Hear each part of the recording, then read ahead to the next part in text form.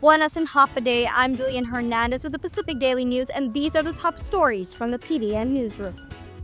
Guam's unemployment further fell to 3.4% in September, the lowest since pandemic years, even as 55,200 working-age civilians did not want a job during a survey that period. That's higher than the 49,420 who said they did not want a job during a survey a year earlier. These are based on the latest report of the Guam Department of Labor's Bureau of Labor Statistics. Guam Labor Director David DeSala said although there are individuals currently in the workforce as unemployed, this can often be explained by frictional unemployment, people temporarily between jobs or transitioning into new opportunities. He said it also accounts for students focusing on education, retirees, and caregivers providing unpaid support at home. In other news, the number of licensed foster families on Guam has increased in recent years, with some 80 families now providing care. 6 years ago, there were only 30 licensed foster families, said Jared Baldwin, Executive Director of nonprofit Harvest House.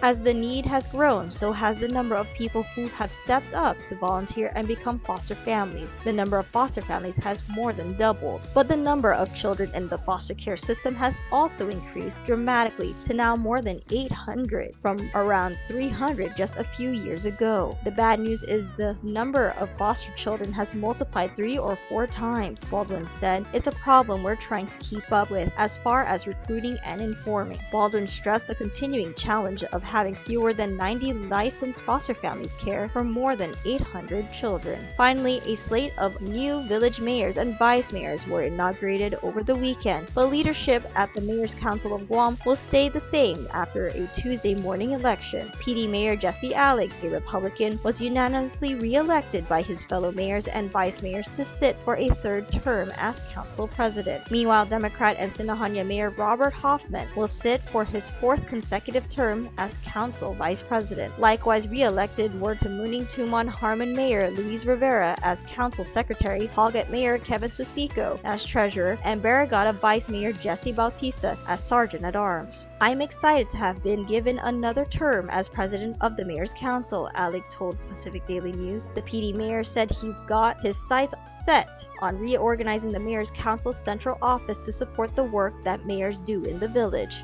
American Rescue Land Act money under the governor's control is down to about $182.7 million and can no longer be moved around, according to the latest ARP Fund Status Report and Bureau of Budget and Management Research Director Lester Carlson. Carlson on Tuesday said $0 will be returned to the federal government following a December 31 deadline to obligate the money. Some $434.9 million of the total $618 million received by the government has been spent or transferred out, according to the latest ARP report from BBMR. Some $177.2 million is encumbered, while a $6.5 million balance has been obligated for future use, according to Carlson. Outstanding big-ticket items on the ARP report include $104.8 million for new hospital construction, $14.37 million to renovate the Sinahanya Fire Station, $12 million for the Guam Police Department's communication system, and $7.25 million for contracts through the Department of Public Works. The Guam Housing and Urban Renewal Authority retains about $5.18 million to buy more property for a new hospital, even after the purchase of 48 acres of movement to condemn another 42 acres in Manila, according to the report. In other news, certain retirees on Guam would not only see their average Social Security benefits increase by an average of $360 a month, but could also receive lump sum payment of thousands of dollars as a result of a newly signed law repealing provisions placed in the early 1980s that limit the amount these retirees could collect. President Joe Biden on January 5th signed into law H.R. 82, or the Social Security Fairness Act, which was co-sponsored by Guam Delegate James Moylan. Retired Americans who at one time worked as police officers, firefighters, teachers, postal workers, or in other public sector jobs are among those impacted by this new law. They will now get their full Social Security benefits. Finally, the Guam Department of Education is actively searching for a new contractor for the grass cutting and other school ground maintenance work after one company did not renew its contract with GDOE and another issued a 30-day notice to quit.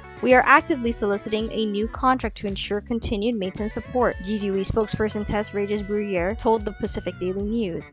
We began developing the new contract in October. She said the request for quotes closes on January 25th. We will then select a new contractor, she added. In July 2024, Guam Cleaning Masters, which serviced about 26 campuses, notified GDOE by email that it would not renew its contract expiring at the end of August. For more of these stories, go to guampdn.com and follow us on social media.